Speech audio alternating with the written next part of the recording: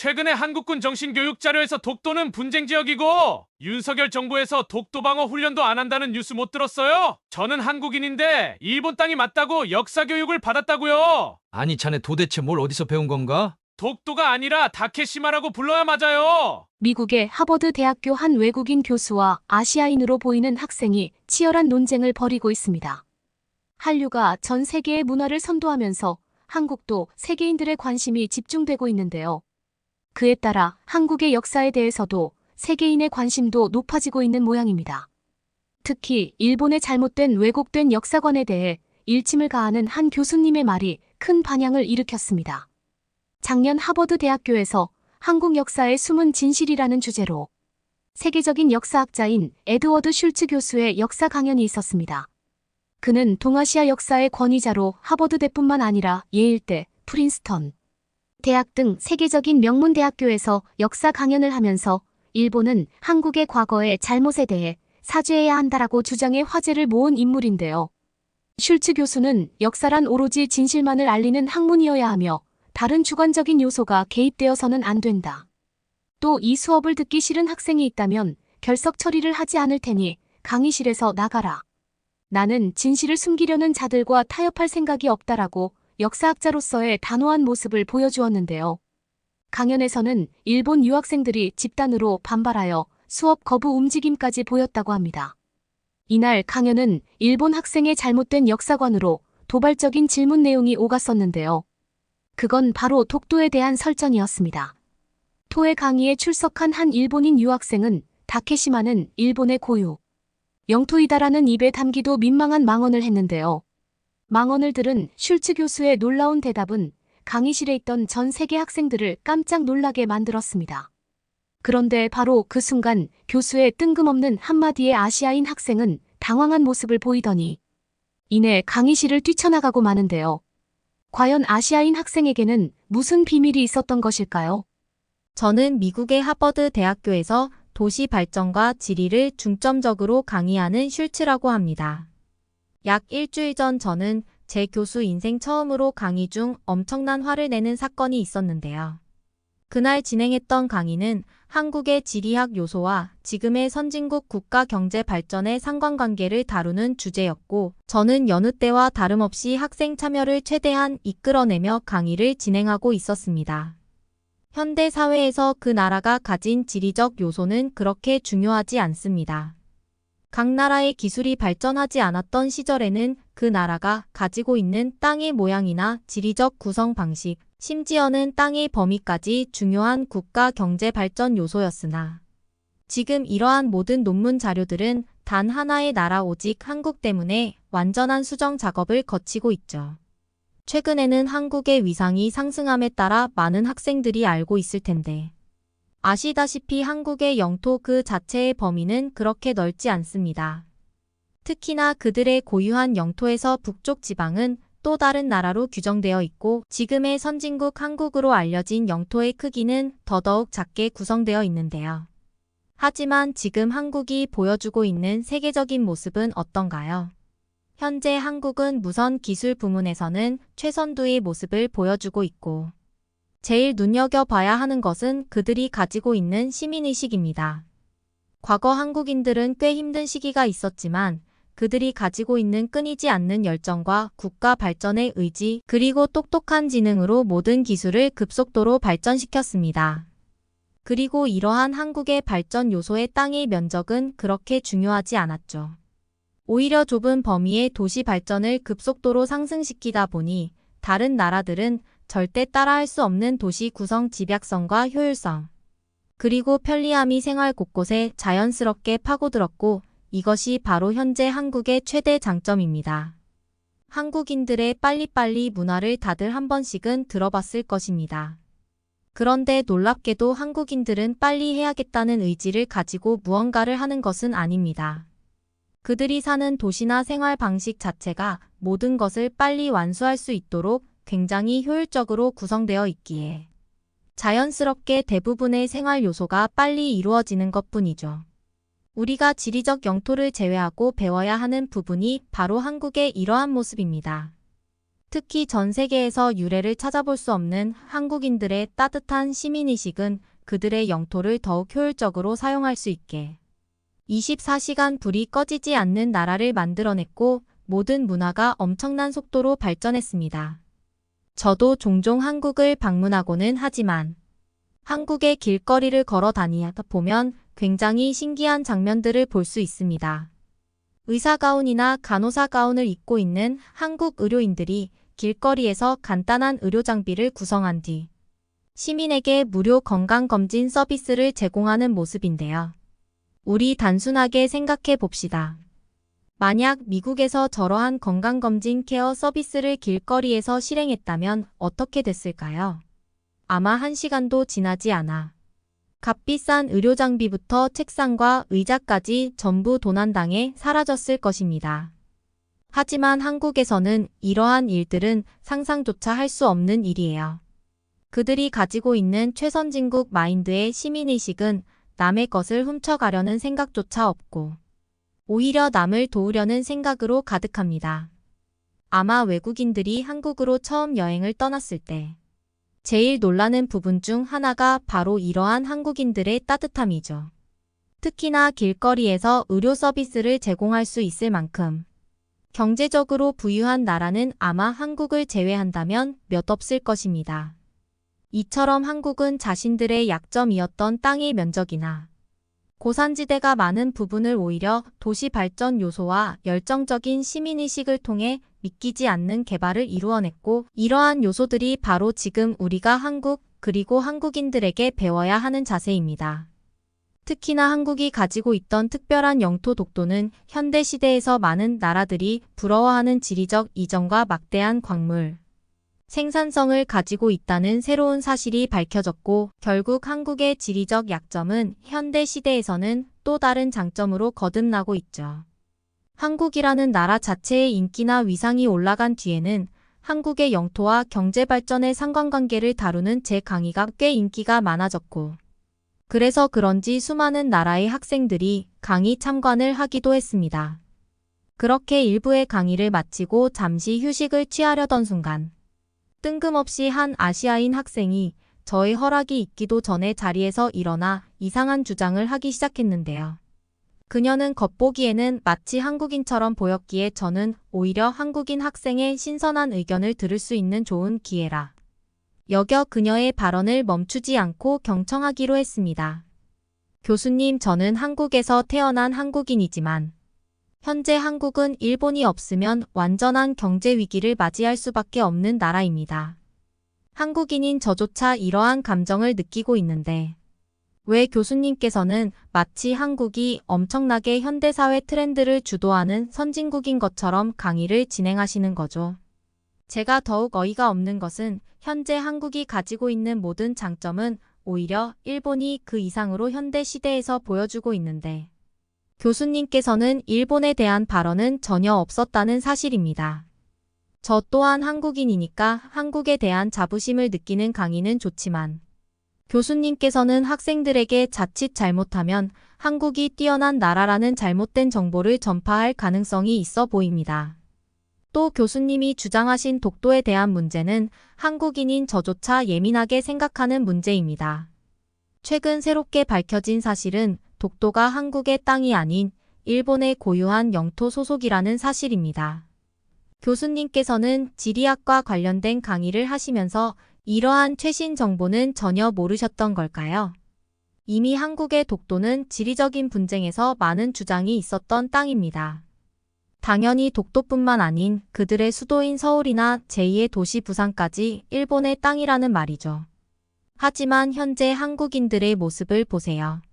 그들은 일본이 땅의 개발을 승인해주고 독도에 대한 대외적인 활동을 하지 않자 독도를 그저 자신들의 땅이라고 주장하고 있습니다. 이런 나라에서 대체 무슨 시민의식이 높다는 주장을 하고 계시죠? 저는 한국에서 태어난 어엿한 한국인으로서 확실한 정보를 말씀드리는 겁니다. 처음에는 그 아시아인 학생의 출신을 제대로 파악할 수 없었지만 저는 그녀의 발언을 들으며 그녀가 한국인이 아니라는 사실을 확실히 알 수 있었습니다. 실제로 현재 저희 대학교뿐만 아닌 미국의 많은 대학교들에서는 자신들의 신분을 한국인으로 속여 강의의 본질을 흐리는 일본인 학생들이 꽤 많다는 교수들의 메시지가 있었을 정도로 현재 이러한 현상은 매우 심각한데요. 저는 이미 그녀가 독도에 대한 거짓 주장을 하고 있을 때부터 대학교 인사센터에 문자를 보내 그녀의 이름을 통한 출신을 파악한 상태였고 저는 곧 모든 것을 바로잡기 시작했습니다. 자네가 정말 한국인이라면 꽤 신선한 의견이 됐을 수도 있겠지만 안타깝게도 당신의 주장은 이미 모든 발언권의 힘을 잃었습니다. 학생은 처음부터 자신이 한국인이라고 주장했는데 그게 정말 단 하나의 거짓도 없는 사실이 맞나요? 대학교의 인사정보 시스템은 그렇게 허술하지 않습니다. 또 논문과 관련된 학생들의 개인정보 보호를 위해 학생이 어느 나라의 출생인인지 정확하게 알 수 있어요. 그런데도 자신을 계속해서 한국인이라고 주장하는 이유가 도대체 무엇인가요? 학생의 입학 기록 신분을 보면 이미 일본의 대학교에서 해외 유학을 신청했고 일본의 수도 출신인데 이 기록은 대체 뭔가요? 저의 말이 끝나기 무섭게 강의실에는 조용한 정막만이 감돌기 시작했고 자신이 한국인이라고 주장하던 일본인 학생은 그저 고개를 파묻고 자는 척을 하는 듯 보였습니다. 결국 저는 한국인인 척하던 그 일본인 학생의 주장을 하나하나 꼬집을 수밖에 없었는데요. 저의 말에 아무런 답변이 없는 것을 보니 당신이 일본인 학생이라고 확정을 지은 뒤 제 발언을 이어가겠습니다. 일단 한국이 왜 일본의 영토인지 그 이유가 정말 궁금한데 혹시 그러한 관련 자료나 정보들이 있는 것일까요? 물리적으로 일본과 한국은 영토 자체가 분리되어 있고 그 어떤 영토에 대한 국가적 협약도 진행하지 않았습니다. 그저 학생은 현대시대에서 한국이 일본을 추월한 GDP 기록이나 한국인들의 뛰어난 선진국 생활 방식을 눈으로 확인하자 그런 말도 안 되는 주장을 하는 것 같습니다. 또 노숙자 부분에 대한 문제도 말씀하셨는데 혹시 일본의 노숙자가 한국의 10배라는 사실을 알고 계신가요? 물론 인구가 더 많아서 그런 것 아닐까라고 생각할 수 있겠지만 놀랍게도 해당 수치는 단위 면적당 노숙자 숫자의 통계를 냈을 때의 수치라는 것이 더 놀라운 부분입니다. 그만큼 한국은 현대 시대에서 거의 노숙자를 찾아볼 수 없고 또 노숙자들이 있더라도 그들은 선진국 한국의 복지를 받는 안전지대에 놓여져 있습니다. 도대체 그럼 여기서 누가 선진국이고 후진국일까요? 본인이 일본인 출신이기에 더 잘 알고 있는 것 아닐까요? 심지어 학생이 주장한 독도는 정말 반박조차 할 가치가 없는 주장이었습니다. 도대체 한국의 고유한 영토인 독도와 일본이 무슨 상관관계가 있나요? 지리학 관련 교수로서 여기에서 다시 한번 정확하게 말하겠습니다. 아직도 독도가 일본의 땅이라고 주장하는 몇몇 사람들이 있는데 독도는 엄연한 법적 그리고 국가적인 한국의 영토입니다. 그의 한국사 수업에서는 한국의 옆나라 일본의 영토 분쟁에 대한 이야기가 나오게 되었습니다. 쿠릴 열도 오키노토리시마, 암초 센카쿠 열도에 이르기까지 수많은 영토 분쟁 지역과 그 원인에 대한 설명이 이어지면서 교수는 일본의 팽창주의는 위험천만한 생각이라며 비판의 목소리를 높였습니다. 바로 이때 한 일본 학생이 이상한 질문을 하나 하게 됩니다. 그는 다케시마도 분쟁 중인 영토인데 왜 안 다루냐? 라고 질문을 시작했습니다. 학생은 일본의 섬 다케시마에 대한 얘기를 하고 있다. 일본의 이웃 국가 한국이 일본의 섬 다케시마를 불법 점유하고 있기 때문에 당연히 영토 분쟁 지역에 포함되어야 한다고 생각한다라며 자신의 주장을 굽히지 않았죠. 이에 슐츠 교수는 깜짝 놀라는 대답을 합니다. 그는 나는 개인적으로 일본의 도쿄가 미국의 영토라고 생각한다. 미국은 전쟁을 일으켰다가 패망한 일본을 대신하여 도쿄를 지배했던 역사를 가지고 있다. 당신의 생각은 어떠한가라고 되물었던 것인데요. 일본인 학생은 어이없다는 듯한 말투로 도쿄는 일본 땅이다. 갑자기 말도 안 되는 농담을 하시는 이유가 뭔지 모르겠다라고 대답했죠. 이에 슈츠 교수는 물론 내가 방금 한 말은 말도 안 되는 농담이 맞다. 내가 아무리 도쿄가 미국 땅이라고 우긴들 현실이 바뀌지 않을 것이다. 마찬가지로 당신과 일본 정부가 아무리 우겨도 독도가 한국의 고유 영토라는 역사적 사실이 변하는 것은 아니다라고 말했습니다. 그러면서 교수는 지금 강의하는 이곳은 일본이 아니라 전 세계 학생들이 모여서 공부하는 미국의 하버드 대학교다. 그러니 오직 일본 내에서만 표기되는 다케시마라는 표현 대신 독도라는 정식 명칭을 사용해야 한다고 말했죠. 이에 학생은 일본의 섬인 독도를 영토 분쟁 지역이 아니라고 말한 이유는 무엇인가? 교수에게 질문했는데요. 슐츠 교수는 학생에게 독도는 한국의 명백한 영토이며 한 번도 분쟁 지역이 된 적이 없다. 이 사실은 18세기 제작된 일본 지도에도 분명히 나타나 있다.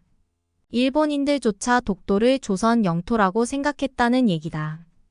실제로 독도를 일본 영토라고 주장하는 일본 역사학자는 단 한 명도 존재하지 않는다. 역사를 전공한 그들은 진실을 알고 있기 때문이다 라고 참교육을 시켰죠. 또 이어서 슐츠 교수는 일본은 이미 한국 전체를 불법으로 병합했다가 패망한 역사를 가지고 있다. 이제 와서 작은 섬 하나를 다시 빼앗겠다고 탐욕을 부리는 이유가 무엇인가라고 물었는데요. 하버드 교수의 신랄한 비판에 일본인 학생은 말문이 막히고 말았습니다. 그런데 에드워드 슐츠 교수의 비판은 여기서 끝난 것은 아니었습니다. 당신의 이름을 쓰는데 사용하는 일본 문자. 가타카나는 한국의 고대 왕국이었던 신라의 향찰과 이두에서 유래된 글자이다. 당신이 하늘처럼 떠받들고 있을 일왕 역시 한국의 서울을 수도로 삼았던 것. 고대 백제 왕가에서 갈라져 나온 반개 가문의 후손이다. 학생이 한국의 작은 섬을 계속해서 일본의 것이라고 말한다면 하나는 일본 열도 전체가 한국의 빚을 지고 있다고 언급하지 않을 수 없다. 내가 계속해서 일본의 것이 어디에서 건너온 것인지 말해주기 원하는 것인가라고 물었는데요. 이를 들은 일본 학생은 이 얘기는 여기까지만 하는 게 좋을 것 같습니다. 라며 말을 돌릴 수밖에 없었다고 합니다. 이날 강연은 하버드 대학교 학생 신문에 다음과 같은 강의 내용이 요약되어 올라왔다고 합니다. 일본은 한반도의 권력 다툼에서 밀려난 이주민들이 세운 나라다. 일본 왕실의 뿌리를 거슬러 올라가면 한국의 수도 서울을 근거지로 삼았던 백제 왕가가 나온다. 일본에 있어서 한국은 늘 동경심과 열등감을 동시에 느끼게 하는 스승과도 같은 존재였다. 일본과 달리 한국인들은 결코 군사적으로 지배할 수 없는 민족이었기 때문이다. 일본이 강압적인 군인들에 의해 통치되는 동안 한국은 현대 국가와 마찬가지로 고등교육을 받은 엘리트 관료에 의해 운영되고 있었다. 수천 년 동안 한국은 일본보다 훨씬 선진 국가였다. 1861년 일본에서는 다시 없을 기적이 일어났다. 일본을 강제로 개항시킨 미국에서 남북전쟁이라는 내전이 벌어졌다. 꼼짝없이 미국의 식민지가 될 운명이었던 일본은 가까스로 독립을 지킬 수 있었다. 강요된 개항으로 인해 서양의 선진 문물을 받아들이게 된 일본은 역사상 처음으로 한국보다 앞서 나가게 되었다. 그들은 곧 오랜은인이었던 한국에 칼을 들이미는 배은망덕한 행위를 저질렀다. 하버드 대학교에서의 한국 강연이 끝나고 나서 일본이 저질렀던 수많은 범죄 행위를 들은 하버드 학생들은 놀라움을 숨기지 못했는데 일제가 한국에 저지른 강제징용, 식량 수탈, 문화재 도굴, 위안부 강제동원에 이르기까지 한국의 가슴 아픈 역사를 듣고 눈시울을 적시는 학생들도 있었다고 합니다. 에드워드 슐츠 교수의 강연이 끝나자 한 하버드 학생이 뜻밖의 질문을 던졌습니다. 교수님, 저는 예전에 일본인 교수가 쓴 역사책을 읽은 적이 있습니다. 그 책에서는 한국이 먼저 일본의 보호를 요청했다는 잘못된 내용이 쓰여 있었습니다. 오늘 교수님의 강의를 통해 늦게나마 진실을 알게 되어 너무 다행입니다. 일본에 이런 말도 안 되는 역사 왜곡이 가능했던 이유는 무엇인가요? 슐츠 교수는 덤덤한 어조로 말했습니다. 그때 당시에는 일본이 한국보다 강했기 때문입니다. 역사란 강자의 손에 의해 쓰입니다. 하지만 우리가 알고 있는 또 다른 사실이 있습니다. 그건 바로 세상에 영원한 비밀은 없다는 것이지요. 일본이 아무리 미화하려고 해도 숨길 수 없는 것.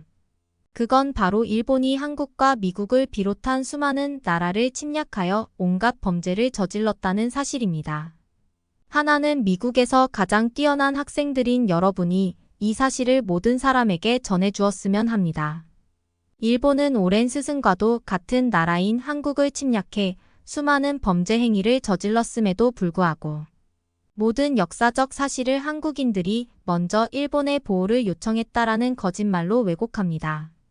심지어 그들이 신처럼 떠받드는 일왕이 일본 왕실은 한반도에서 건너왔다라는 충격적인 진실을 밝혔을 때도 총리가 직접 나서서 일왕의 역할은 제사에서 기도를 하는 것뿐이다라며 이를 숨기기 바빴습니다.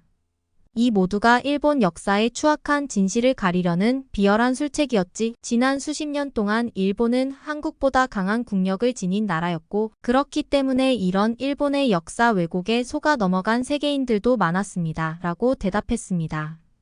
나날이 심각해지고 있는 일본의 역사 왜곡. 일본은 아직도 독도는 일본 땅이라는 억지 주장을 굽히지 않고 있습니다. 이제 한국은 아시아를 넘어 세계 문화를 선도하는 선진국으로 도약했고 세계인들 모두가 한국의 과거와 미래에 높은 관심을 보이고 있습니다. 이제 일본의 역사 왜곡을 비판하는 것을 막는 것만으로는 충분하지 않습니다. 우리가 먼저 나서서 한국의 올바른 역사를 세계에 알려야 하지 않을까요? 실제로 과거 한국의 역사 기록이었던 세종실록이나 만기호람에서는 모두 온전히 독도가 한국의 주장이라는 정보들이 있고 지리적인 요소 또한 한국과 제일 가깝습니다. 심지어 과거 역사적 기록물인 연합국 각서에서는 독도가 일본의 영토에서 완전하게 제외되어 있고 선박들의 접근 금지 법적 규제까지 확인할 수 있어요. 많은 학생들이 일본의 독도가 한국 땅이라는 황당한 주장을 믿기도 하지만 이러한 확실한 근거 자료들이 있습니다. 즉 독도는 중국도 일본도 넘볼 수 없는 엄연한 한국의 영토라는 말이죠. 학생이 도대체 무슨 생각으로 한국인인 척 속여가며 한국인들조차 독도가 일본의 땅이라고 생각하고 있다는 황당한 주장을 하는지 모르겠으나 이제 그런 출생 신분을 속이면서까지 저희 한국에 대한 강의는 방해하지 말아주세요. 진지한 태도로 임하는 많은 학생들에게 피해가 될 수 있습니다. 그리고 현재 한국은 중국과 일본, 심지어는 미국조차 넘볼 수 없는 고유한 IT 산업, 트렌드와 선진국의 생활 방식을 가진 대단한 나라입니다. 그들에게 열등감을 느끼기보다는 오히려 배울 수 있는 것을 배우고 한국을 본받아야 다른 나라들도 성장할 수 있어요. 조용히 저희 발언을 마무리 지었을 때 이미 일본인 학생은 강의실을 떠난 상태였고 저는 꽤 당황할 수밖에 없었습니다. 놀랍게도 현재 미국의 대학교들에서는 이처럼 한국인으로 신분을 속여 마치 한국인들이 일본의 옹호적이라는 이상한 사회 현상을 주장하거나 한국에 대한 강의를 방해하는 학생들이 있다는 사실을 알았지만 실제로 겪어보니 꽤 당황스러웠는데요.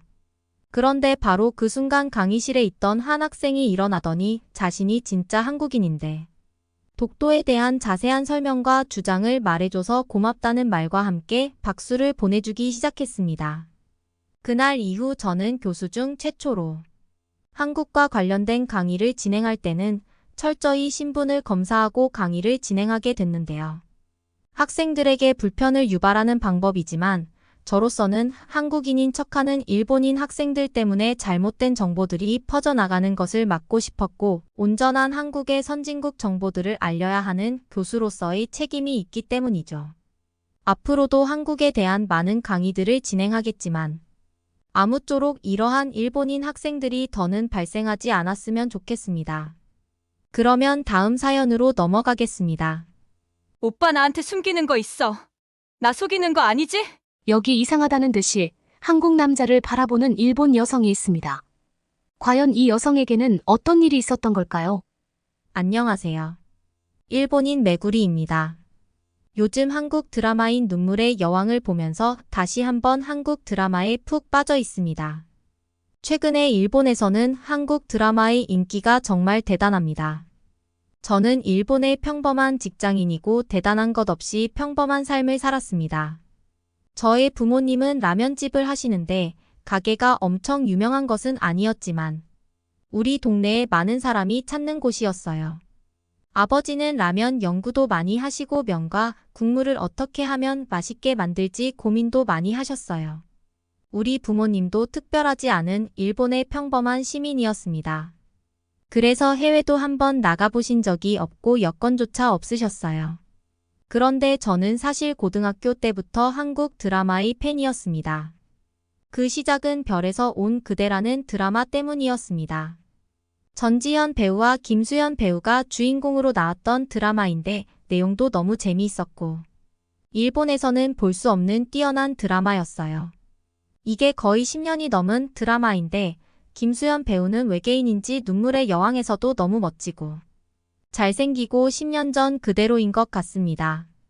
저는 그때 김수현 배우에게 푹 빠져 있었어요. 하지만 아버지는 그런 저를 이해하지 못하셨어요. 아버지는 일본이 굉장히 잘 살던 시대를 사셨던 사람이라서 한국이 아직도 일본에 비해 한참 못 사는 나라라는 생각을 가지고 계셨어요. 하지만 저는 일본이 잘 나가던 시대는 알지도 못하고 그냥 아끼고 절약해야 평범한 삶을 살 수 있는 시대에 살고 있었기 때문에 아버지의 생각을 이해하지 못했어요. 대학을 졸업하고 회사에 취업하게 되었을 때 저는 독립을 하였어요. 자동차 관련 회사의 홍보 관련 부서로 출근하게 되었는데 집에서 너무 멀어서 회사에서 얼마 떨어지지 않은 곳으로 이사를 했습니다. 올해 같이 신입사원으로 출근한 사람 중에 눈에 띄는 사람이 있었습니다. 그 이유는 가방 때문이었는데 보통 일본 직장인 남자는 손으로 들고 다니는 서류 가방을 주로 가지고 다녔어요. 그런데 그 남자는 제가 좋아하는 별에서 온 그대의 도민준처럼 백팩을 메고 있었습니다. 일반적으로 생각하는 학생들이 메고 다니는 가방이 아니라 직장인 가방처럼 깔끔했는데 백팩 스타일이었어요. 그 당시 일본에서는 그런 스타일의 가방을 메는 사람이 없었는데 저는 드라마를 좋아해서 저거 도민준 가방인데 하고 생각하였습니다. 그런데 그 남자는 일본 남자들과는 다르게 피부가 하얗고 머리 스타일도 깔끔했어요. 역시 제 예상대로 그 남자는 한국 사람이었고 김무영이라는 사람이었어요. 책임감 있고 어려운 일도 마다하지 않고 성실하게 해내는 무영 씨는 참 괜찮은 사람이었어요. 저도 신입사원이라서 선배들이 시키는 일만 잘하면 되기 때문에 일 자체는 크게 힘든 일은 없었지만 사회생활이 처음이라서 그것조차 쉽지는 않았어요. 게다가 우리 부서에는 선배들은 이상하게 실수하면 그 자리에서 말해주는 게 아니라 조용히 지켜보고 있다가 나중에 불러서 그렇게 하면 안 된다는 식으로 이야기했어요. 그래서 눈치가 너무 많이 보였고 마음이 힘들었습니다. 실수하면 안 되는데 하며 생각할수록 실수가 오히려 많아졌어요. 회사 분위기가 마음에 들지 않으면 그냥 그만둬버리고 다른 회사에 가면 되지 않느냐고 말하시는 분도 있을 수 있을 거예요. 하지만 일본은 그게 쉽지 않았어요. 물론 요즘 IT 회사는 이직도 잘 되는 분위기였지만 일반 회사들은 변하지 않았어요. 얼마 전에 일본에는 1억 엔을 모으는 방법이라는 베스트셀러 1위가 된 책이 있습니다. 이 책은 엄청나게 절약한 직장인이 1억 엔을 모은 방법을 쓴 책입니다. 그런데 그 저자는 블랙기업이라고 불리는 누구나 다니기 싫어하는 박봉에 일 많이 시키는 회사에 다니는 사람이었습니다. 게다가 더 화제가 된 것이 바로 빙하기 지옥에서 돌아온 사람이라는 것입니다. 일본에는 취업 빙하기 세대가 있었는데 1990년대부터 2000년대까지 이때는 일본의 경제가 참 안 좋은 시기였습니다. 이때가 취업 시장이 엄청 안 좋았는데 이 취업 빙하기 세대가 무차별 테러라든가 일본에서 문제를 많이 일으켰습니다. 그만큼 일본은 첫 직장이 중요해서 딱 정해진 취업 시기에 직장에 취업 못하게 되면 정규직으로 취업하기가 너무 힘들었습니다. 사회의 낙오자로 찍혀서 평생 정규직으로 취업이 힘들었고 아르바이트를 하면서 살아야 했어요. 그래서 저는 회사가 너무 제게 맞지 않았지만 꼭 참고서 다녀야만 했습니다. 마음이 우울하고 참담한 기분이 들었습니다. 그러던 어느 날 저는 퇴근 후에 역으로 향하고 있었어요. 그날따라 사람이 많아서 걸어가는데 어떤 사람들과 부딪히게 되었습니다. 저는 죄송하다고 하고 가려고 하는데 이 남자들은 갑자기 제게 시비를 걸기 시작했어요. 그냥 미안하다고 하면 다냐 자신이 다친 것 같은데 이걸 어쩔 거냐면서 말도 안 되는 말을 하기 시작했어요. 어쩐지 건달처럼 보이는 무서워 보이는 남자들이 제게 이렇게 말하자 저는 얼어붙었어요. 주위에 도움의 눈길을 보냈는데 누구 하나 저를 도와주는 사람들이 없었어요. 그때 갑자기 누가 제 앞을 막으면서 나타났어요. 그러고는 지금 연약한 여자에게 남자 여러 명이 시비를 거는 거냐고 말했어요. 저는 너무 놀라서 그 남자를 바라봤는데 그건 바로 김무영 씨였어요. 상대 남자들은 큰 소리로 소리를 치면서 위협을 했는데 무영 씨는 꿈쩍도 하지 않고 서서 덤비려면 덤비라면서 무술 자세를 취했어요. 그러자 큰 소리로 위협하던 그 남자들은 갑자기 뒤로 물러서더니 악당 같은 대사로 오늘 자신들이 마음을 넓게 쓴다면서 운 좋은 줄 알라면서 꽁무니를 뺐어요. 여자 앞에서 시비나 걸던 한심한 건달들은 무영 씨의 당당한 모습에 쫄은 건지 가버렸어요. 저는 무영 씨가 너무 멋졌고 고마워서 몇 번이나 감사 인사를 하였습니다. 일본 사람들도 그냥 보더니 가버리는데 한국 사람인 무영 씨가 저를 구해줄지는 몰랐어요. 저는 밥을 사겠다면서 괜찮다는 무영 씨를 데리고 음식점으로 갔습니다. 그리고 같이 밥을 먹으면서 저는 아까 그 무술 같은 건 뭐냐고 물어봤어요. 그러자 무영 씨는 한국의 태권도라고 했어요. 저는 그 사람들이 정말 덤볐으면 어쩔 뻔했냐고 했더니 자신은 어려서부터 태권도를 배워서 태권도 유단자라고 했습니다. 군대에서도 태권도를 열심히 했고 매일 체력 단련도 꾸준히 해서 그 건달들이 덤볐으면 정말 싸웠을 거라고 했습니다. 저는 군대를 갔다 왔다는 말에 놀라서 한국의 군대에 대해 이것저것 물어보았습니다. 어쩐지 약해 보이는 일본 남자들과 비교하면 무영 씨가 너무 남자다워 보였고 호리호리해 보이는 몸매였는데 의외로 근육질이라는 걸 알게 되었어요. 저는 같이 식사하면서 무영 씨가 밝은 성격에 사람을 배려할 줄 알아서 대화가 너무 즐거웠어요.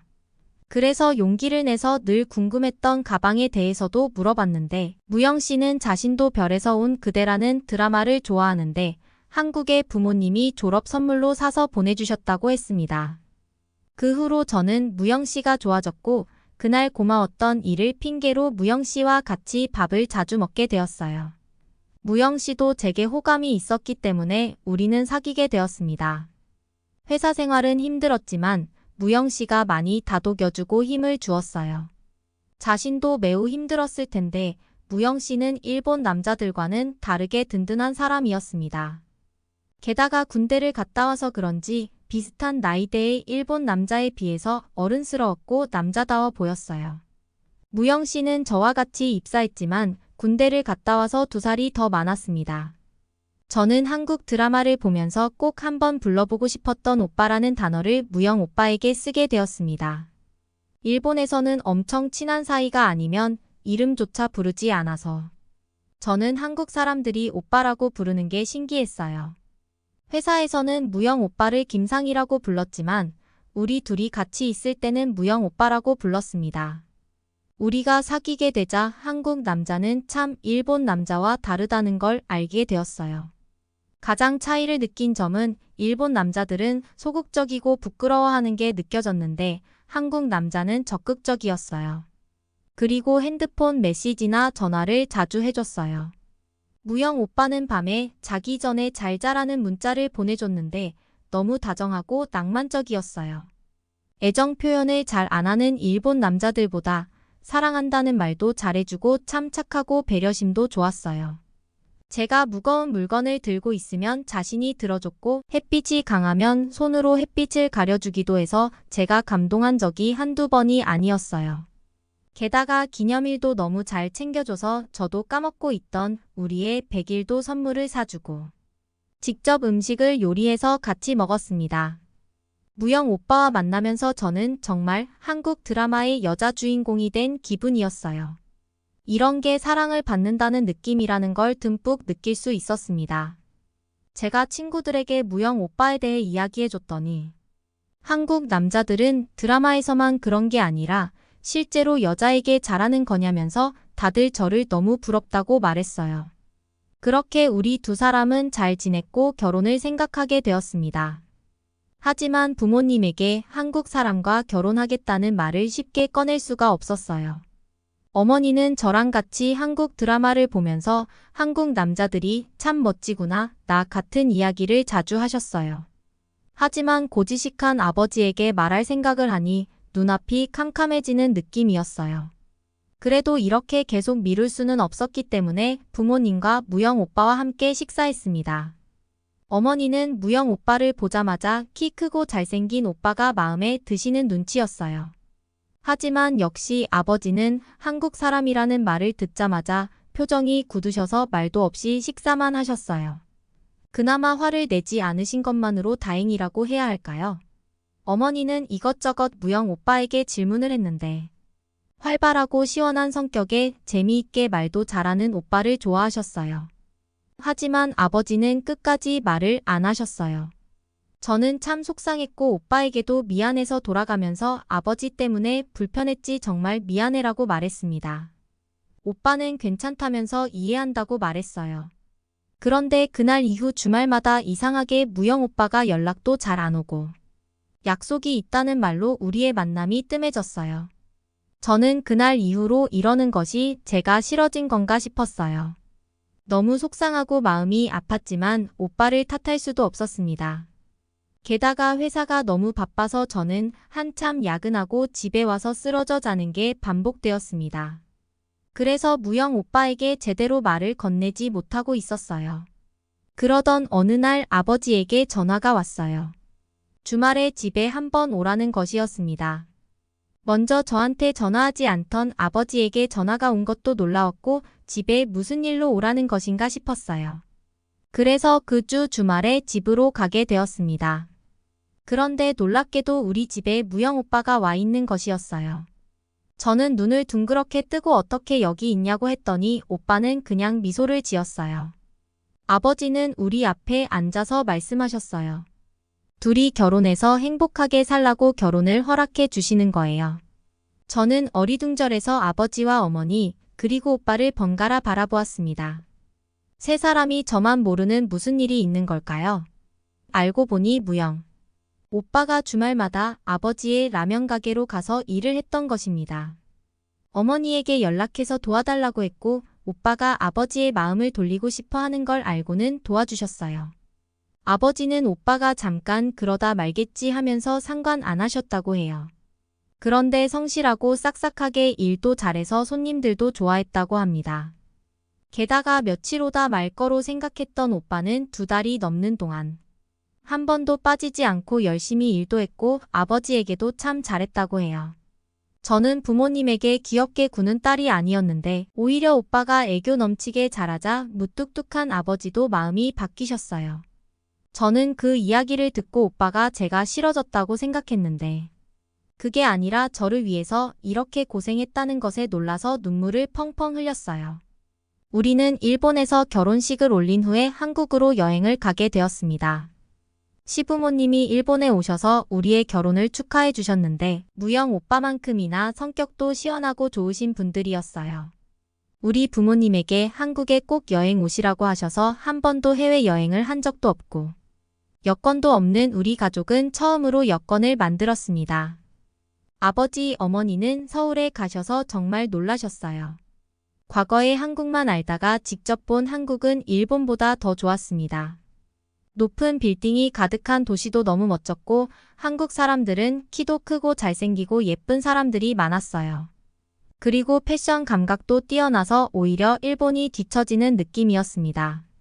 시부모님 덕분에 우리는 맛있는 한식도 많이 먹게 되어서 저와 우리 부모님은 너무 감사한 마음이 들었습니다. 특히 한정식을 먹게 되었던 날은 아버지가 정말 좋아하셨어요. 우리가 함께 간 곳은 한상 차림으로 한정식이 나오는 곳이었는데 메뉴를 함께 보면서 여러 가지 한정식 세트 중에 하나를 골랐습니다. 그리고 무영 오빠가 옆에 있는 버튼을 눌렀어요. 저는 이 버튼이 뭐냐고 물어보자 버튼을 누르면 점원이 온다고 말해줬고 한국만의 주문 문화라고 했어요. 정말 점원이 우리 테이블로 왔고 점원이 오자 바로 메뉴를 주문했습니다. 조금 후에 음식이 나오자 저와 부모님은 너무 놀라서 우리가 주문을 잘못한 게 아니냐고 말했어요. 음식이 나왔는데 커다란 테이블 위에 음식들이 가득했고 그걸 밀면서 점원이 오더니 그 테이블을 밀어서 저희 테이블 위에 올려주는 것이에요. 일본에서 이렇게 많은 음식을 먹으려면 엄청난 돈이 들 거예요. 저는 몰래 오빠에게 이거 엄청 비싼 거 아니냐고 걱정에 휩싸여 말했어요. 그러자 오빠는 메뉴판을 보여주었는데 저는 그 가격에 놀라서 소리를 지를 뻔했어요. 이렇게 싼 가격에 이렇게 많은 음식이 나오다니 한국은 정말 놀라운 나라였습니다. 무영 오빠는 음식을 먹는 방법을 알려주었는데 먼저 돌솥밥에서 밥을 그릇에 퍼내고선 돌솥 안에 따뜻한 물을 부어야 한다고 했어요. 그리고 다시 뚜껑을 닫으면서 이렇게 하면 누룽지를 먹을 수 있다고 했어요. 밥과 물이 섞이면서 한국식 디저트가 된다고 말했습니다. 아버지는 신기해하면서 음식들을 드셨어요. 꼬막 무침도 드시고 김치도 드셨는데 굉장히 신기하고 매콤하다고 맛있다고 하셨습니다. 제가 전도 그릇에 놓아드렸는데 오징어가 들어간 전이 너무 부드럽고 맛있다고 하셨어요. 부모님은 음식이 너무 많아서 뭘 먹을지 고민하시면서 하나하나 맛을 보셨어요. 상추에 고기를 싸서 드셔보기도 하고 한국 김도 꽤 맛있다면서 좋아하셨어요. 음식이 너무 많다면서도 일본에서는 쉽게 맛볼 수 없는 음식들을 마음껏 먹을 수 있다는 것에 즐거워하셨어요. 그리고 마지막에 아까 물을 부어놓은 누룽지를 먹었는데 따뜻하고 아주 부드럽고 속도 편해지는 맛이라고 하셨어요. 저는 부모님이 맛있게 한국 음식들을 드시는 모습을 보며 마음이 찡해졌습니다.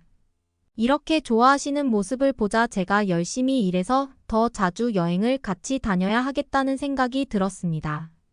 즐겁게 한국을 구경하고 일본으로 돌아왔어요. 그리고 오빠와 저는 같은 회사에 다니면서 열심히 살아가고 있어요. 그런데 결혼 후에 참 이상하다는 생각을 하게 되었습니다. 정말 신기하게도 오빠는 다른 사람들에게 나는 이상한 채취가 나지 않았어요.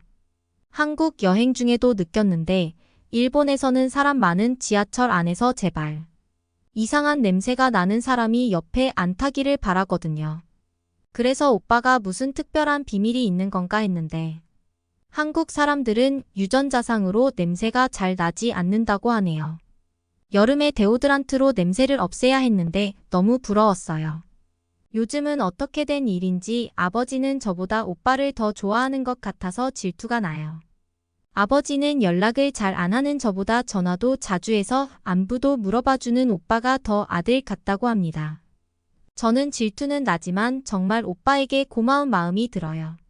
게다가 이번에 한국의 LG전자에서 나온 커다란 텔레비전을 선물해 드렸거든요. 전자제품은 당연히 일본 제품이 최고라고 생각하시던 아버지와 어머니는 LG의 텔레비전을 보시더니 한국 제품이 너무 좋다면서 놀라셨고 정말 좋아하셨습니다. 정말 무영 오빠를 만난 건 제 인생의 행운인 것 같다는 생각이 들어요. 요즘 한국 드라마가 다시 유행하면서 일본 여자들 사이에 한국 남자가 너무 멋지다는 이야기가 많이 나오고 있어요. 하지만 저는 오래전에 이미 한국 남자를 만났기 때문에 그런 모습을 재미있게 보고 있습니다. 저의 이야기는 여기까지입니다. 여러분 메구리 씨의 이야기 어떻게 보셨나요? 요즘 일본에서는 한국 드라마의 인기가 엄청납니다. 일본의 아트에서도 드라마 순위에 한국 드라마들이 상위를 차지하고 있습니다. 게다가 아이러브유라는 한국 남자와 일본 여자의 사랑을 다룬 일본 드라마가 엄청나게 유행했습니다. 그래서 한국 남자가 예의가 바르고 연락을 잘해주고 다정하다며 일본 남자와는 다른 점에 매력을 느끼고 있다고 합니다. 메구리 씨는 회사에서 알게 된 한국 남자와 사랑에 빠졌고 부모님의 반대에 힘들어합니다. 하지만 남자친구 무영 씨의 노력으로 부모님의 마음을 돌렸고 지금은 결혼해서 잘 지내고 있다는 행복한 사연이었습니다. 그러면 다음 사연으로 넘어가겠습니다. 어차피 전쟁이 나면 미국은 도와주지 않을 것이라고 한국은 중국의 속국이 될 것이라 주장하는 중국인이 있습니다. 하지만 곧이어 이어진 교수님은 주한미군 철수의 본질은 한국을 포기하겠다는 게 아니라면서 강연합니다. 그리고 이어진 교수님의 말에 여성은 너무나 놀라고 맙니다. 과연 이 여성에게는 어떤 일이 있었던 걸까요? 안녕하세요. 미국에 사는 론다입니다. 저는 예일대에서 정치학을 전공하고 있습니다. 정치학과에는 정치 이론에 관한 전반적인 공부와 함께 미국 정치, 국제관계에 관해서 공부하고 있습니다. 제 꿈은 유엔에 들어가서 세계의 평화를 위해 봉사하는 것이기 때문입니다. 하지만 요즘 세계 정세를 보다 보면 참 마음이 암담한 기분입니다. 우크라이나를 러시아가 침공했을 당시만 해도 저는 유럽의 강대국이 여러 곳인데 다 우크라이나를 도울 것으로 생각했습니다. 하지만 현실은 무기를 지원할 뿐 전쟁은 우크라이나 국민들의 몫이었습니다. 하지만 금세 끝날 것으로 생각되던 우크라이나 전쟁은 2년 동안 치열하게 전개되었습니다. 그 전쟁으로 인해 러시아와 우크라이나 두 나라에 엄청난 손실이 생기게 되었고요. 다행히 최근에 이스라엘 전쟁이 잦아들면서 러시아의 우크라이나가 지게 되면 유럽 전체 안보에 위협이 되기 때문에 몸을 사리고 있던 서방 여러 나라들이 태도를 바꾸고 있습니다. 미국은 이스라엘로 집중되었던 화력을 다시 우크라이나에 모으고 있습니다. 영국 또한 자신들의 무기에 대한 사용 영역을 넓혀가고 있고 이는 참전 범위를 확대하려는 것으로 보입니다. 프랑스의 마크롱 대통령은 아직은 작은 규모이지만 지상군 병력을 합류하려는 움직임을 보입니다. 상황이 자신에게 불리해지자 러시아는 다시 전술핵 사용에 대해 말하고 있습니다. 이런 가운데 도널드 트럼프 후보가 미국의 대통령이 될 가능성이 커지고 있습니다. 그런데 그가 최근에 주한미군을 철수하고 한국의 핵 개발을 승인해야 한다고 이야기하면서 논란이 되고 있습니다.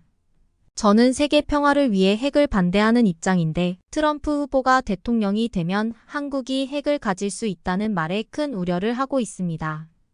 핵은 위험한 무기일 뿐인데 이를 가진 나라가 점점 늘어난다면 얼마나 위험할까요? 하지만 저는 특강을 들으면서 한국에 대한 새로운 관점을 가지게 되었을 만큼 뜻깊은 강의였습니다. 이번에 우리 학교로 군사학에 정통한 교수님이 한국과 군사학에 대한 특강을 해주시기로 했어요. 저는 이 이야기를 듣고 이 특강을 놓칠 수 없어서 강당으로 향했습니다.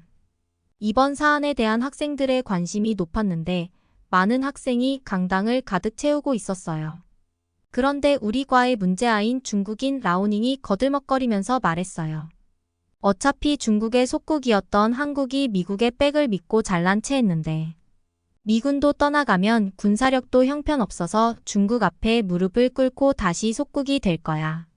저는 한숨을 쉬면서 또 라오닝의 한국에 대한 자격지심이 나왔다고 생각했습니다. 정말 왜 저렇게 한국이란 말만 나오면 거품을 물고 깎아내리지 못해서 저러는 건지. 사람의 질투란 정말 무섭다는 걸 느끼게 하는 사람이었습니다. 라오닝을 볼 때마다 우리 학교 수준이 저런 애가 들어올 정도인가 하고 생각할 때가 많았는데 알고 보니 기부금 입학을 한 거더라고요. 그런데 그 말도 안 되는 소리를 특강을 하는 교수님이 들으셨나 봐요. 들어오시던 교수님은 라오닝을 향해서 물어보셨습니다. 한국이 군사력이 형편없다고 하는 이유는 무엇인가요? 라오닝은 당당하게 세계 군사력 순위에서 중국은 3위였다면서 5위인 한국 같은 나라는 하루도 안 돼서 중국 앞에 무릎을 꿇을 수밖에 없는 이유라고 했습니다. 그리고 한국은 군인의 규모가 55만 명밖에 되지 않는다며 140만 명이나 되는 중국의 군대를 수적으로도 이길 수 없다고 했습니다. 저는 그 말을 들으면서 중국이 군대가 많긴 하다는 생각이 들었습니다. 하지만 곧 이어진 교수님의 말씀에 놀랄 수밖에 없었습니다. 안타깝지만 학생이 말하는 그 순위는 공신력이 떨어집니다. 단순히 병력의 규모와 군수 물자의 개수로 평가가 된 순위이기 때문입니다. 예를 들어서 한국의 전차가 3세대 신형 전차인데 중국의 전차가 2세대 구형 전차라면 단순히 개수만으로는 질적인 게 파악되지 않습니다. 그리고 잊지 말아야 할 것이 병력의 규모에 대해 말했는데 한국은 나이와 상관없이 주요 임무에 투입될 병력이 많이 있습니다. 한국의 현역 병력 규모는 55만 명 수준이라서 적다고 생각할 수도 있지만 한국은 징병제 국가로 약 300만 명이 넘는 정예 예비군 병력을 갖고 있습니다. 거기에 더불어서 한국의 남자들은 2년 이상 군대에 가서 전쟁에 필요한 모든 것을 몸소 익히고 훈련했습니다. 그렇기 때문에 긴급한 상황이 발생하면 5천만 인구의 절반 이상이 전투에 투입될 정도로 고급 병력이 많습니다. 단순히 겉으로 보이는 숫자만으로 중국이 한국을 능가한다고 볼 수 없습니다. 라오닝은 지지 않겠다는 기세로 중국은 자력으로 전투기를 만들어내고 있으며 생산량도 엄청나다고 말했습니다. 그러자 교수님은 바로 이야기하셨어요. 중국의 무기 생산량이 많은 건 사실이지만 그 무기들이 신뢰할 만한 성능을 가졌느냐고 묻는다면 저는 아니라고 말하고 싶습니다. 중국은 서방 국가와의 관계가 좋지 않기 때문에 방산 기술에 있어서 도움을 받을 수 없었습니다. 그래서 중국은 독립적인 방산 기술을 가지려고 노력하였지만 해외의 부품과 기술에 아직도 많이 의존한 상태입니다. 최근 연구 보고서에 따르면 중국은 엔진과 수송기 등 일부 품목에서는 여전히 수입에 의존하고 있다고 되어 있습니다. 스스로 모든 무기를 독립적으로 만들 수 없어서 중국이 만들어낸 무기 또한 완벽할 수 없다고 볼 수 있죠. 그에 반해서 한국은 무기를 세계 여러 나라로 수출까지 하는 상황입니다. 그것만으로도 무기의 성능을 세계 여러 나라에서 인정하고 있다는 이야기입니다. 최근 한국은 무기 수출이 급증하면서 대표적인 무기인 K9, 자주포 같은 경우는 생산이 전년도 대비 2배 이상 늘어났다고 보고되고 있습니다. 특히 폴란드에서는 무기 수입을 더 늘릴 수 없느냐는 요청까지 있어서 폴란드에 생산 공장을 건설해 유럽국 수출량을 늘릴 계획도 가지고 있다고 합니다. 그리고 최근에 한국 미사일이 중국 미사일을 제치고 중동에서 큰 계약을 따냈다는 소식이 들렸습니다. 올해 초에 아랍에미리트는 중국 북방공업공사의 호롱 300 미사일이 아닌 한국 한화에어로스페이스의 전술지대지 유도무기를 선택한 것으로 전해지고 있는데 그래서 중국 언론에서 한국 방산이 한국의 기술이 아니라 미국의 기술이라고 비판한 것도 유명한 일화입니다. 그럴 만큼 한국의 기술력이 뛰어난 것에 중국이 질투를 느끼고 있다는 이야기입니다. 과거 한국은 전쟁을 겪을 당시만 해도 아무것도 없었던 나라에서 세계에서 유례를 찾아볼 수 없을 정도로 빠르게 첨단 무기를 수출하는 군사력을 가진 강국이 되었습니다. 아마 이 상태로라면 한국은 앞으로 몇 년 안에 세계 4위 무기 수출국이 될 것입니다. 이것은 한국이 세계에서 인정받는 독립적인 기술을 가진 나라이고 중국과의 가장 결정적인 차이입니다. 교수님의 말씀에 라오닝은 분노로 얼굴이 벌개졌어요. 하지만 라오닝의 상태와 관계없이 교수님은 전쟁에 관한 이야기를 계속하셨어요. 전쟁에 있어서 중요한 것 중 전쟁을 하게 되면 편이 되어줄 외교력도 중요합니다. 한국은 미국이라는 든든한 우방국과 상호 방위 조약을 맺은 상태고 세계 대부분의 국가와 친밀한 관계를 유지하고 있습니다. 그래서 전쟁이 일어난다면 인적으로나 물적으로 지원을 받을 수 있는 이 외교력은 절대로 무시할 수 없는 요소입니다. 하지만 중국의 외교는 어떤가요? 중국은 지금 힘으로 다른 나라를 압박할 뿐 서로 신뢰할 수 있는 관계를 이어가고 있는 나라라고는 없습니다. 혹시 학생들 중 중국의 우방이라고 부를 만한 생각, 나는 나라가 있습니까? 교수님의 이 질문에 학생들은 딱히 떠오르는 나라가 없는지 대답하지 못했습니다. 저도 떠오르는 나라는 없고 차라리 싫어하는 나라를 나라라면 굉장히 많이 말할 수 있을 것 같았습니다. 그만큼 중국은 세계 여러 나라의 미움을 받는 나라였으니까요. 아무도 대답이 없자 교수님은 중국은 유사시에 다른 나라들에게 도움을 받기 힘들고 무기도 서방의 선진국에 의존하는 부품 수급도 전혀 할 수 없게 되어 한계가 명확하다고 말씀하셨습니다. 라오닝은 교수님에게 화를 내면서 한국이 미국과 우방국이라고 하셨는데 이제는 아닌 거 아니냐고 말했습니다. 그리고 얼마 전에 트럼프 후보가 한국이 방위비를 5배 더 내지 않으면 주한미군을 철수하고 한국이 핵무기 개발을 할 수 있도록 승인하겠다고 주장하였는데 한국이 우방국이라고 할 수 있는 거냐고 했어요. 저도 그 이야기를 들으면서 우방국인 미국이 한국에 등을 돌리는 것 같아서 마음이 착잡했고 그 의도가 궁금했습니다. 하지만 교수님은 그럴 줄 알았다는 듯이 아무렇지도 않은 표정으로 말씀하셨어요. 우리가 트럼프 후보의 말에서 주의해서 봐야 하는 부분은 주한미군의 철수보다는 핵무기 개발 부분입니다. 주한미군 철수의 본질은 한국을 포기하겠다는 게 아니라 동아시아 방어를 한국의 모든 것을 위임하겠다는 것이라 할 수 있습니다. 한국이 핵무기를 가지고 있다면 동북아시아의 평화에 엄청난 역할을 할 수 있습니다. 제 생각에는 아시아에서 미국의 핵 비확산 정책은 완전히 실패했습니다. 한국과 타이완이 핵무기를 보유하는 걸 막는 데만 성공했을 뿐 북한과 중국엔 실패했고 두 나라는 사실상 핵무기를 보유하고 있습니다. 중국은 아시아뿐만 아니라 세계의 평화를 위협하고 있고 동아시아에서 우리에게 중요한 동맹국인 한국은 이를 막을 수 있는 국가입니다. 이스라엘의 예로도 알 수 있는데 핵 보유가 나쁜 게 아니라 이스라엘 안보를 안정시키는 요소로 간주하는 경우가 많습니다. 같은 논리로 한국이 핵무장을 한다면 지금보다 더 강력해질 것입니다. 북한은 명백히 한국의 최대 위협이고 북한이 핵 능력을 고도화하는데 한국의 핵무장 가능성을 배제하는 건 맞지 않다고 생각합니다.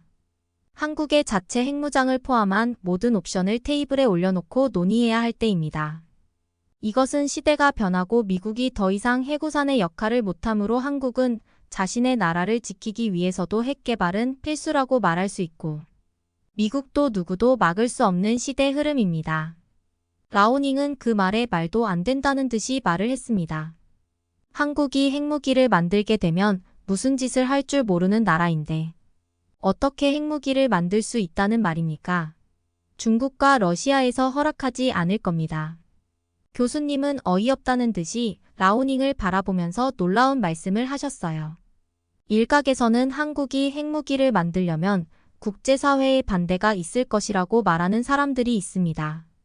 하지만 여러 전문가는 러시아의 위협에 서방에서는 반대하는 국가가 없을 것으로 생각하고 있습니다. 게다가 중국의 확장 정책으로 인해 위기를 느끼는 아시아권 국가들도 찬성하리라 생각합니다. 그만큼 한국은 위치적으로 중요한 곳에 있고 한국의 위상은 아시아에서 중요하기 때문입니다. 아무리 중국과 러시아가 반대한다고 해도 미국이 찬성하면 한국의 핵 개발을 막을 수 없습니다. 그리고 한국이 핵무기를 가지게 되면 동아시아 평화에 더 이바지할 것입니다. 한국은 여러 나라의 침략을 당했지만 당당히 그것을 막아냈어요. 그리고 다른 나라를 침략한 적이 없습니다. 평화를 사랑하는 한국이 중국처럼 핵무기를 협박의 도구로 사용하리라 생각하나요? 저는 한국이 핵무장을 한다면 군사적 도발을 방지하고 아시아의 또 다른 강국이 될 것이라고 확신합니다. 동아시아 안보를 지키고 한국의 적국들이 한국에 대한 침범을 시도도 못할 만큼 강대한 군사 강국이 될 것입니다.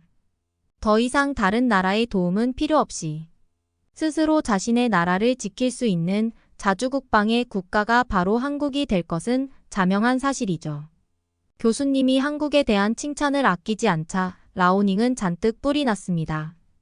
그러더니 트럼프도 한국이 핵무기를 개발할 능력이 없으니까 그런 소리를 한 거라면서 주한미군이 떠나고 핵무기 개발을 한다고 몇십 년을 보내면 북한과 중국이 손을 잡고 한국은 이미 끝나 있을 거라고 말했어요.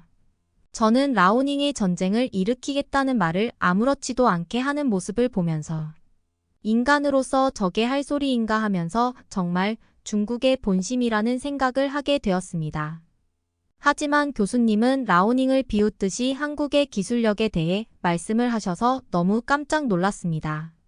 한국이 이렇게까지 할 수 있을 줄은 몰라서 제 지식이 초라하게 느껴질 정도였어요.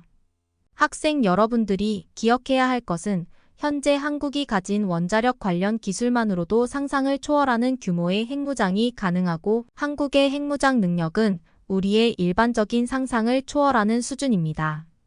지금 한국이 핵무기 개발을 시작하면 미국이나 프랑스 전문가들은 한국의 기술이라면 몇 달이면 된다고 말하고 있고 영국에서는 한국의 기술력이면 한 달도 가능하다고 주장하고 있습니다. 여태껏 안 만든 것뿐이지 못 만든 게 아니라는 말로 언제든지 가능한 기술력을 가지고 있다는 말입니다. 한국이 핵무기를 만들려면 핵분열 물질과 핵폭탄 설계 능력, 그리고 운반 수단을 갖추어야 하는데 월성에 있는 사기의 중수로는 핵폭탄 제조 물질을 생산하는 데 필요한 모든 것을 갖추고 있습니다. 현재 월성에 있는 폐연료봉 건식 저장 시설인 일명 맥스터는 33만 6천 다발의 폐연료봉을 저장할 수 있는 규모입니다. 여기에 보관된 폐연료봉을 꺼내서 재처리하면 고순도 플루토늄 26톤 정도를 생산할 수 있습니다. 전문가들은 폐연료봉에서는 증폭핵분 열탄 또는 수소폭탄을 만드는 데 필요한 다량의 삼중수소와 중수소도 뽑아낼 수 있다고 합니다. 게다가 원전 발전 등으로 인해 향후 발생하는 사용 후 연료까지 계산하면 매년 추가로 2,500kg 상당의 플루토늄을 공급받고 있는 상황입니다. 이것까지 추가로 계산하면 해마다 416개의 핵폭탄을 만드는 것도 이론적으로는 가능하다고 할 수 있습니다. 그뿐 아니라 증강 핵폭탄과 수소폭탄을 만드는 데 필요한 중수소와 삼중수소도 현재 생산 중인 것으로 알려졌습니다. 그 외에도 수소폭탄을 만드는데 필요한 특수 리튬을 추출할 수 있는 리튬도 리튬이온 전지의 개발을 위해 해외로부터 수입할 계획인 것으로 알고 있습니다. 위의 여러 가지를 종합적으로 고려하면 외교 안보적인 제약이 없다고 가정시 대한민국도 2년 내에는 초보적인 핵무장이 가능할 것이라고 퍼거슨 보고서는 분석했습니다. 유사시 실제로 핵폭탄을 발사하고 폭발시킬 투발 장치도 한국의 미사일 개발 기술을 생각하면 어렵지 않게 해결할 수 있을 것으로 전망되고 있습니다. 현무미사일만 개량해도 핵탄두 장착이 가능한 것으로 알려져 있어서 한국의 핵개발 기술은 다른 나라의 도움 없이도 가능합니다. 그리고 한국의 뛰어난 무기 개발 기술력이면 소형화 경량화가 가능한데 국제적 전술적 목적에 부합하는 킬로톤급 저위력 핵무기의 개발도 가능합니다. 이렇게까지 말을 하자 현실을 부정하고 싶은지 라오닝은 악을 쓰면서 한국같이 못 사는 나라가 해낼 리가 없다는 말만 반복했습니다. 교수님은 라오닝의 말을 듣지도 않고 거기에 한국인의 특징에 대해 말씀도 하셨는데 저는 이 이야기를 들으면서 한국에 대해 정말 많은 생각을 했습니다. 이처럼 한국은 미국의 믿을 만한 동맹국입니다. 한국의 지리적 중요점과 북한뿐만 아니라 중국과 러시아를 견제해야 하는 상황에서 한국은 엄청나게 중요합니다. 하지만 한국을 이렇게 과소평가하다가는 큰 후회를 할 것입니다. 한국은 보이는 것 이상으로 강력하고 저력이 있는 나라이기 때문입니다. 한국전쟁 이후 아무것도 없던 폐허에서 지금의 경제대국을 만든 것만 봐도 그렇습니다. 한국에는 다른 잘 사는 나라들과 달리 천연자원도 없어서 그것으로 부를 축적할 수도 없었고 땅은 황폐하고 아무것도 없는 상태였습니다. 그 상태에서 한국은 조선업을 비롯한 자동차와 전자기기, 반도체 등 기술력을 발전시켰습니다. 어떤 것을 결정하면 빠르게 그것을 해내는 능력이 한국 사람들에게는 있는데 이를 통해서 국민이 노력하여 빠르게 경제 발전을 이루어냈습니다. 하나의 예로 한국의 인천공항도 4년 정도의 기간 만에 그 큰 공항을 완공해냈습니다.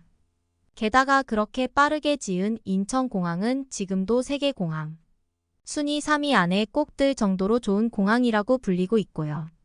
또한 한국은 기술과 혁신으로 반도체 기술력이 세계적입니다. 무기를 만들어내는 기술력도 뛰어나서 해외에 수출할 정도로 무기의 성능도 뛰어납니다. 그런데 반도체 기술이 미래의 무기를 최첨단으로 만드는 데도 중요하기 때문에 한국의 기술력은 앞으로 더 많은 발전을 가질 것입니다. 트럼프 후보가 대통령이 되고 한국의 핵개발에 박차를 가한다면 여러 가지 보고서에서 말한 2년의 기간보다 빠르게, 그것도 매우 높은 완성도로 해낼 가능성이 높습니다. 그렇게만 된다면 한국이 동아시아의 패권을 잡고 미국을 대신해서 역할을 해줄 것입니다. 한국의 대단함은 여러분이 한 번이라도 한국을 여행 가본다면 확실하게 아실 수 있습니다. 세계 어느 나라를 갔을 때보다 한국은 안전하고 밤늦은 시간에도 마음껏 돌아다닐 수 있는 나라입니다. 여행 중에 위험에 처할까 걱정할 필요 없는 곳이 한국입니다. 핵무장으로서 남북의 균형추를 맞춘다면 오히려 한국은 불필요한 방위비를 경제 분야에 투입함으로써 더욱 부강한 국가가 될 수 있습니다. 무엇보다 북한이 더 이상 도발하지 못하고 추가로 중국을 턱 밑에서 겨냥하게 될 수 있으므로 한국은 더 이상 주변국의 눈치를 보지 않아도 될 것입니다. 이미 나라 내부에서부터 평화와 국민의 안전을 위해 노력하는 한국이라는 나라가 동아시아에서 패권을 잡는다면 세계가 더욱 평화로워질 거라는 건 변하지 않을 진실이 될 것입니다. 저는 교수님의 강의를 들으면서 정말 한국에게 감명을 받았고 저뿐만 아니라 그곳에 있던 많은 학생들은 교수님을 향해 박수를 쳤습니다. 가끔 저는 만일 우크라이나가 핵을 포기하지 않았다면 어땠을까 하는 생각을 하고는 했는데 그랬다면 러시아가 이렇게 쉽게 우크라이나를 침공하는 일은 일어나지 않았을 것입니다. 미국은 우크라이나의 핵 개발을 포기하게 하는 대신 지켜줄 것이라고 했지만 미국은 결국 러시아의 침공을 막아주지 못했습니다. 한국도 우크라이나처럼 되지 않으려면 스스로 지키는 힘이 있어야 하고 한국이 핵무장을 한다면 중국과 러시아를 견제할 중추 역할을 해서 정말 아시아의 평화가 찾아오지 않을까 기대가 되었습니다. 유엔에 들어가서 세계 평화를 지키고 싶은 저에게는 한국이라는 나라가 정말 중요하다고 생각하게 되었습니다. 여러분은 어떻게 보셨나요? 응원과 격려의 한마디씩을 댓글로 남겨주시기 바랍니다. 사연자분들께 전달해드리겠습니다. 실제 사연 제보를 받고 있습니다. 채택되신 분께는 작은 선물도 보내드리고 있습니다. 저희의 사연이 여러분의 하루의 작은 힘이 될 수 있었으면 좋겠습니다. 감동적인 사연을 주변 분들과 이야기 나눠보세요. 더욱더 좋은 영상으로 다시 찾아뵙겠습니다.